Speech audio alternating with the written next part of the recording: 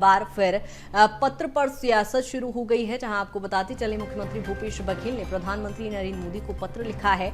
उन्होंने online betting app को लेकर ये पत्र लिखा है, जहां उन्होंने कहा कि बीजेपी ने हालांकि इस पत्र को लेकर बीजेपी द्वारा पलटवार भी किया गया है। उन्होंने कहा है कि सीएम भूपेश बघेल ने 5 सालों में सिर्फ पत्र लिखने का ही काम किया है। नारायण चंदेल द्वारा ये पलटवार किया गया है। जहां आपको बताते चले पत्र को लेकर अब सियासत छत्तीसगढ़ में तेज हो गई है, जहां आपको बता दें कि 3 दिसंबर को मतगणना होना है और ऐसे में अब सियासत तेज हो गई है। और अब जानेंगे कि आखिरकार वो क्या कुछ पत्र था जो सीएम भूपेश बघेल ने प्रधानमंत्री मोदी को लिखा है। दरअसल सीएम भूपेश बघेल ने पीएम नरेंद्र मोदी को एक पत्र लिखा। ऑनलाइन बेटिंग ऐप का उन्होंने इस पत्र में जिक्र किया है।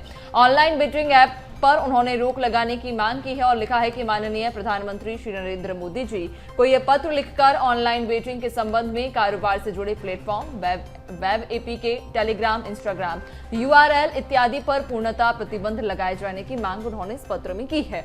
विगत समय में ऑनलाइन बेटिंग, गेमिंग के माध्यम से अवैध जुआ और सट्टा कारोबार का देशव्यापी विस्तार हुआ है और इसके संचालन के साथ स्वामी विदेशों से ये अवैध कारोबार का संचालन करते आ रहे हैं, जिस पर रोक लगाई जानी चाहिए। और अब इसी को रोक को लेकर सीएम भूपेश ने पीएम मोदी को ये पत्र लिखा।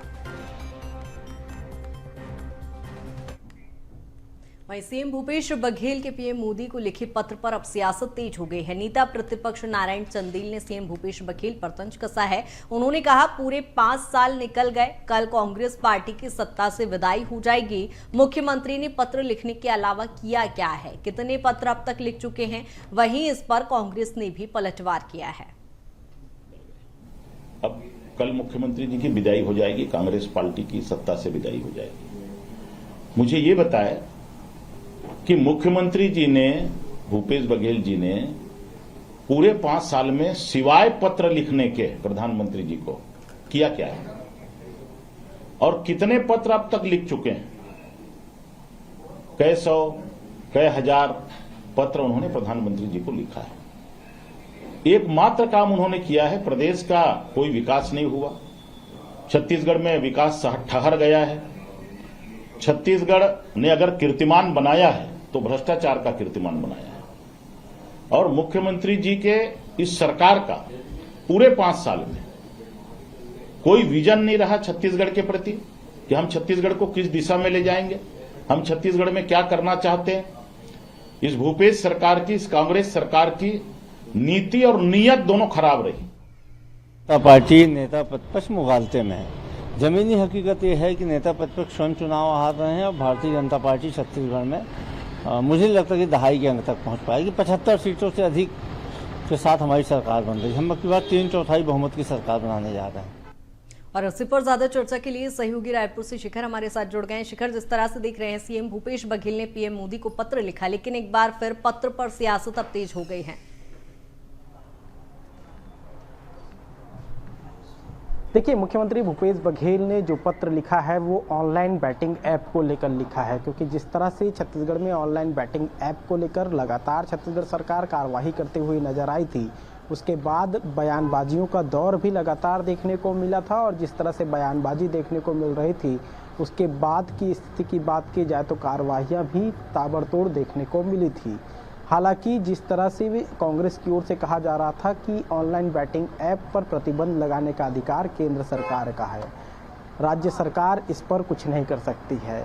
उसके बाद की स्थिति पे बात की जाए तो बीजेपी लगातार ये आरोप लगाती रही है और ये आरोप इस बात का भी लगता रहा है कांग्रेस पर कि ऑनलाइन जो बैटिंग ऐप है उनके साथ सांठगांठ होने के आरोप लगे, पैसे पहुंचाने तक के आरोप लगे। लेकिन इन सभी आरोपों के बाद जो है चुनाव के ठीक पहले केंद्र सरकार ने ऑनलाइन बैटिंग ऐप को बैन कर दिया। उसके बावजूद कई जगहों पे यूआरएल के जरिए ऑनलाइन ऐप जो है वो खोले जा सकते थे।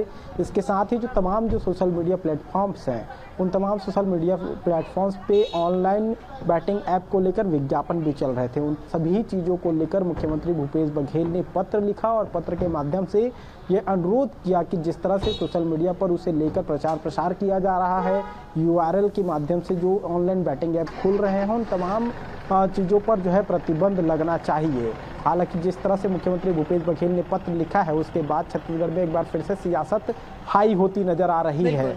नेता प्रतिपक्ष नारायण चंदेल साफ तौर पे इस बात का जिक्र कर रहे हैं कि जो भ्रष्टाचार किया गया उसके बाद अब छत्तीसगढ़ में सरकार भी बदलने वाली है, क्योंकि कल नतीजे सामने आ जाएंगे और नतीजे सामने आएंगे तो ऐसी सरकार को जनता बदलते हुए भी नजर आएगी। हालांकि उसके बाद कांग्रेस का पलटवार भी सामने आया है। कांग्रेस संचार विभाग के प्रमुख सुशील आनंद शुक्ला साफ तौर पे इस बात का जिक्र कर रहे हैं कि बीजेपी इस बार दहाई के आंकड़े तक नहीं पहुंच पाएगी। खुद नेता प्रतिपक्ष नारायण चंदेल चुनाव हार रहे हैं। तो कुल मिलाकर देखा जाए तो जो पत्र मुख्यमंत्री भूपेश बघेल ने लिखा है उसके बाद छत्तीसगढ़ में एक बार फिर से सियासत हाई होती जा रही है। हालांकि कल चुनावी नतीजे सामने आएंगे और चुनावी नतीजे जब सामने आएंगे तो ये स्पष्ट भी हो जाएगा कि छत्तीसगढ़ में किसकी सरकार बन रही है। लेकिन उससे पहले पत्र को लेकर सियासत शुरू हो चुकी है जी। बिल्कुल शिखर, कहीं ना कहीं छत्तीसगढ़ में चूंकि ऑनलाइन वोटिंग ऐप को लेकर इससे पहले भी कई बार विवाद